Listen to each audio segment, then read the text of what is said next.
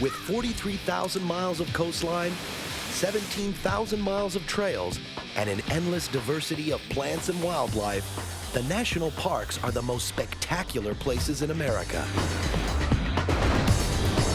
They're an animal lover's nirvana. They host the biggest animals that live, the largest herds on Earth, acres of sea lions, and tons of buffalo. Critters of every kind creep, gallop, skitter, and fly through the best national parks for a real-life creature feature.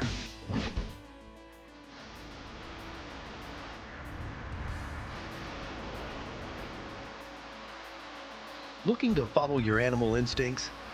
Among the best national parks to take in a creature feature is way up yonder in Alaska, in Katmai National Park.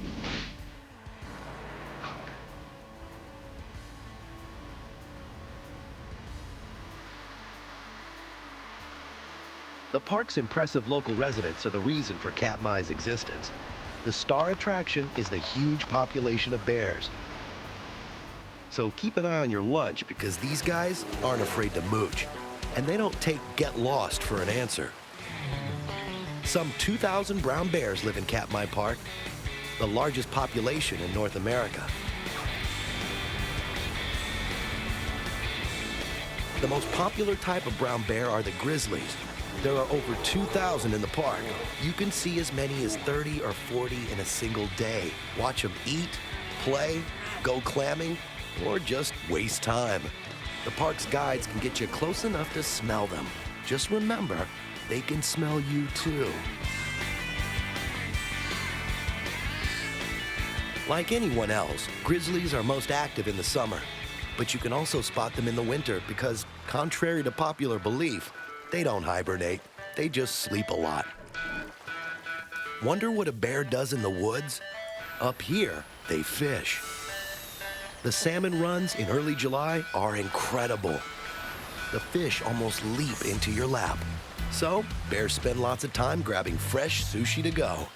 Mama bear looks for a spot that's not too hot, not too cold, but just right. Now, if she can only get these two to pay attention to the fishing lesson. Kids today. Meanwhile, the boys are off to the side fighting for prime fishing spots, or hot mama bears, or just to show the others who's boss. Salmon fishing is a big deal up here, whether it's done the natural way by the bears or with the help of technology for the less hands-on humans. The lake and river system of Katmai Park preserve incredible fish populations. They're the bread and butter, and maybe a little lemon, of the Bristol Bay red salmon fishery.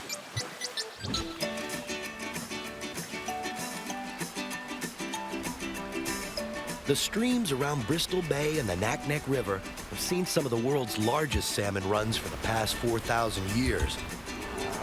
Up in this rugged country, spawning demands a lot more effort than dinner in a movie. And these frisky fillets take their life into their hands, or their fins, as they head upstream. Both bears and fish need a lot of space, so it's a good thing Katmai Park is almost the size of New Jersey, and with a lot less attitude. It's so remote, you can only reach it by float plane. Glaciers, volcanoes, mountain ranges, the word big doesn't come close. If you ever make it up to Katmai, watching the grizzlies fish should be top of your list. There's lots that's hot down in southern Florida, where you find amazing numbers of plants and animals in Everglades National Park. Living large is what the park is all about. Think about the size of a typical suburban yard. There's enough room in Everglades Park to fit 6 million of them.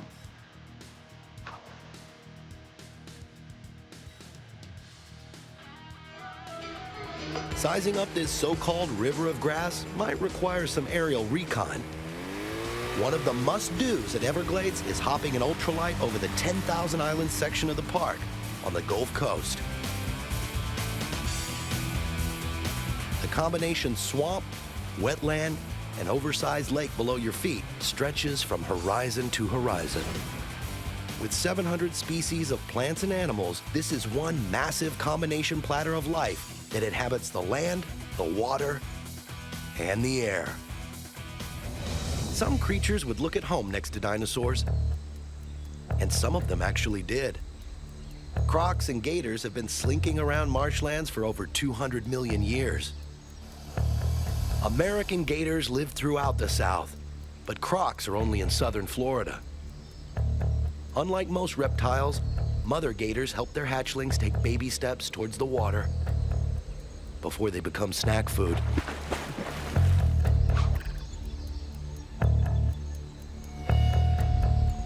The 99-mile canoe trail, yes, canoe trail, gives you a chance to spot some of those that didn't get eaten. These big boys can reach nearly 1,000 pounds. 2 of them would outweigh a smart car, and they're a nightmare to park. There are over 50 species of reptile in the Everglades. Since most of the park is water, it's no shock that a lot of residents prefer to fly. There are over 300 species of birds. Good luck keeping track of how many you see. You've got fashionably pink spoonbills and the rare but magnificent bald eagles.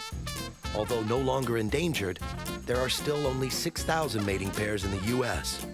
You've got owls, cranes, storks, egrets, blue heron, osprey, hawks, ducks, and vultures to clean up the scraps. Even the bugs out here are spectacular.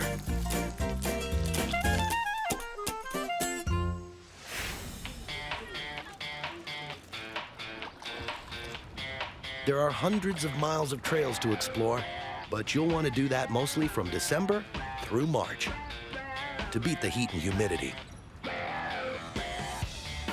No matter what time of year you come, the Everglades will slow you down. It's a quiet place, peaceful and protected. One reason why it's home to the king of mellow, the manatee.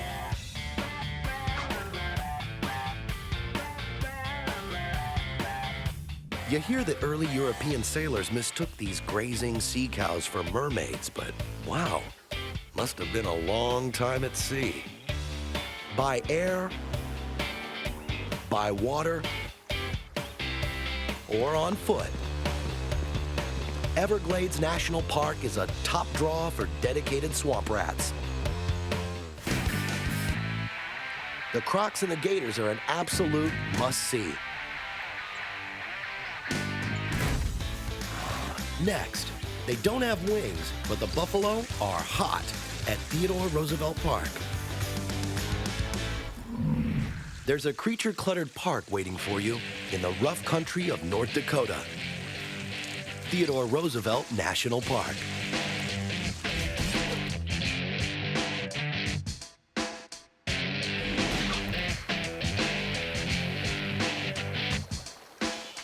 The park is 135 miles west of Bismarck and is 5 times the area of Manhattan.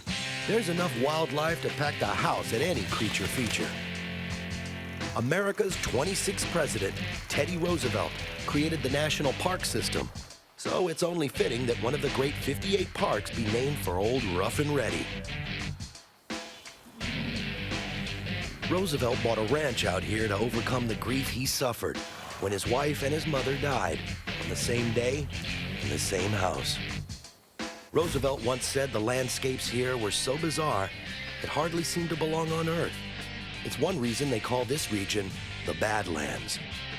The awesome nature he encountered moved him to create the national park system.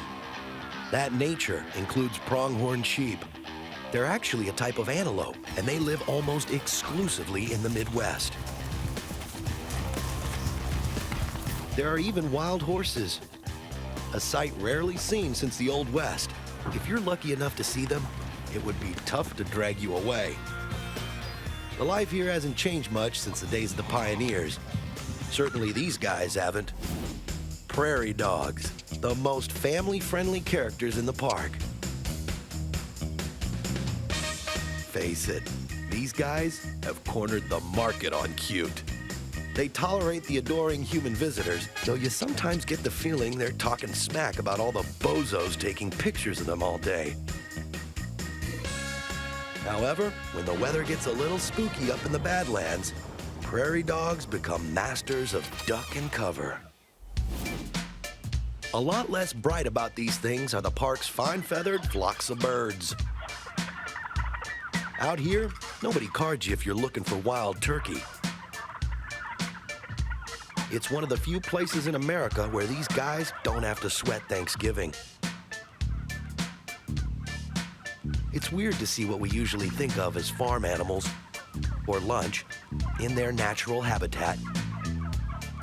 A lot of creatures we think of as domesticated actually live in the wild out here.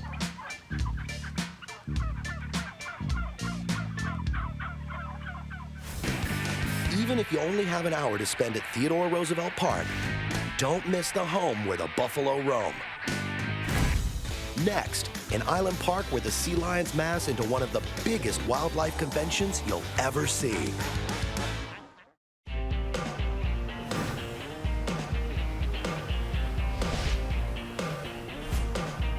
Charles Darwin had to sail all the way to the Galapagos to find an island sanctuary crawling with unique creatures.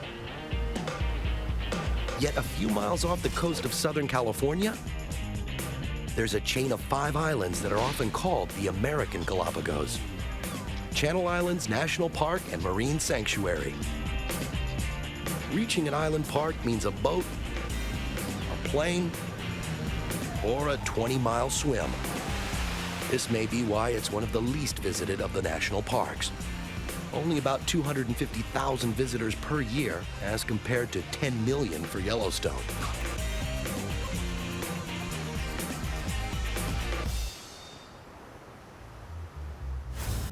If you come between June and October, you could catch a glimpse of the great blue whale, the largest animal to ever exist. 150 tons or more. This is whale watching like nowhere else.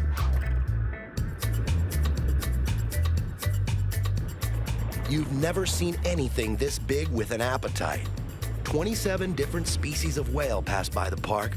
A third of all whale species are found here. Maybe they like Californian watching. The most visible inhabitants of Channel Islands are only part-time residents.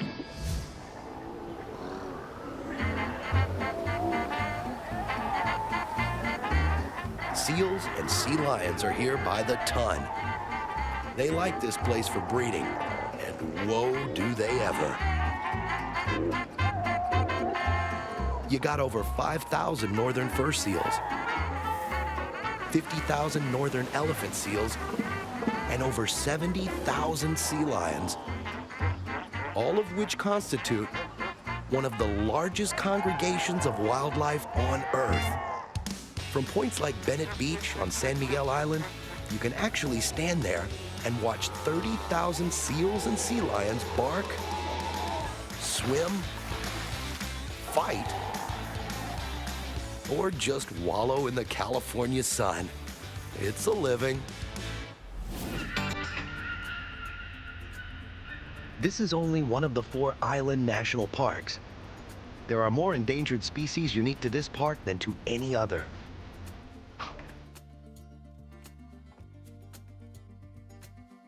Some of them are brilliant wildflowers, which can't seem to make the leap to the mainland.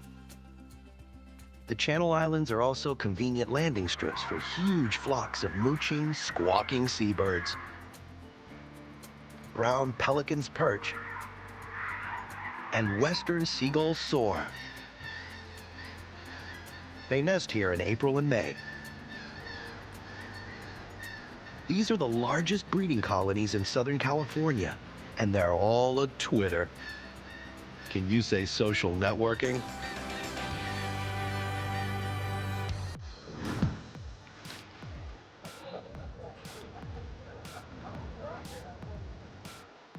With the Pacific Ocean for a backyard, Channel Island Park is prime for kayaking, diving, and snorkeling. If you're good at this sort of thing, you can venture into the water caves.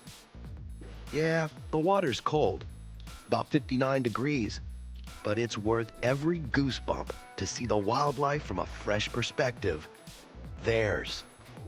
This is a cool otter hangout. They spend their days fishing, playing, and making visitors go, "Aw." You want to take them home. Several species of dolphin jump for joy in the park's protected waters as well.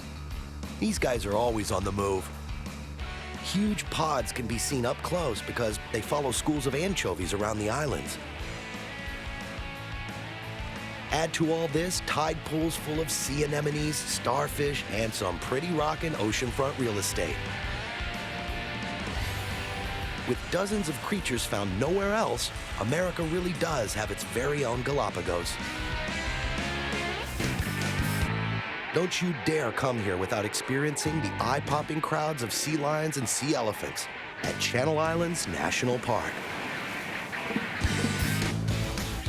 Next, track down the critters who live in a giant volcano that could actually end the world.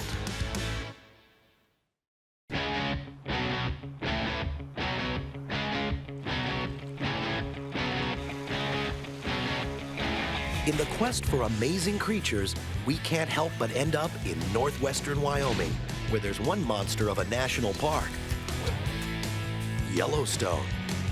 Covering 3,400 square miles, the place is so huge, it would take an hour to drive from border to border at highway speeds in any direction. Almost the whole park sits inside the caldera of an active supervolcano. If it ever blows its top, it would mean an end to life as we know it. It would throw a massive rock the size of Mount Everest into the air, and the ash cloud would create a global nuclear winter. Ironically, it's this same hot spot of geothermal energy that's been cooking up life forms for 18 million years. You half expect to find an ark lying around. No matter what species, phylum, or family you like, you'll probably find it in Yellowstone National Park. It's one of the best places on Earth for wildlife watching. With 30,000 visitors to Yellowstone each day, you wonder if there's enough room left for the animals. No problem. There are animal sightings here that can stop traffic. Visitors aren't the only ones stampeding through the park. Yellowstone is a cradle-to-grave sanctuary for about 5,000 bison, the largest herd in the U.S. They recall iconic images of America in the days of the untamed West. You can spot the kids at their first swimming lesson, or watch the teenagers getting tough. There are scenes in Yellowstone you'd have to go back in time to see anywhere else.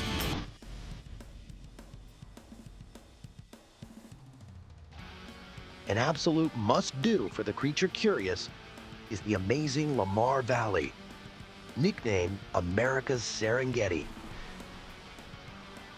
The pronghorn sheep graze, frolic, and mix it up a little when their mother's not looking.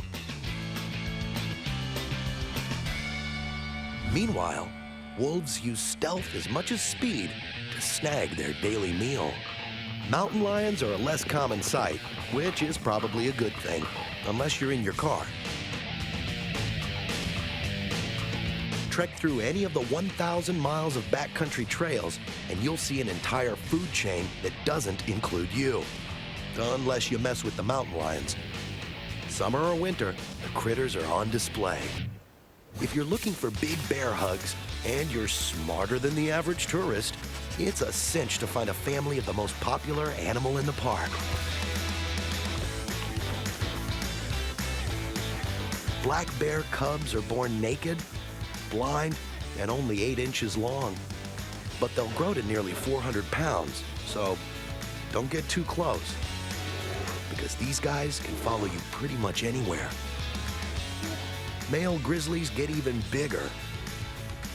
They love their alone time, and at 700 pounds, they get plenty of it. You'll want to keep your distance from these moody Bruins. They're extremely dangerous, but they're also an endangered species. Less than 1,200 live in the continental U.S., and half of them are in Yellowstone. Harder to see but easier to catch are Yellowstone's 16 species of fish, including 6 kinds of trout.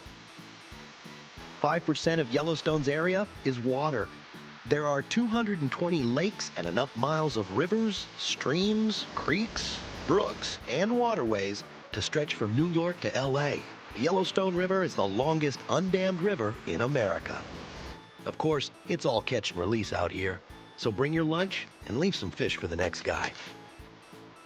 Just make sure that any creature hunt to Yellowstone includes a long look at the park's bare necessities.